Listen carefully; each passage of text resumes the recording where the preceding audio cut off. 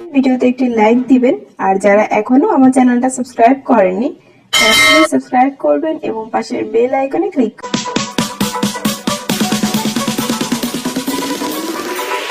3, 2, 1, jump! Tiger!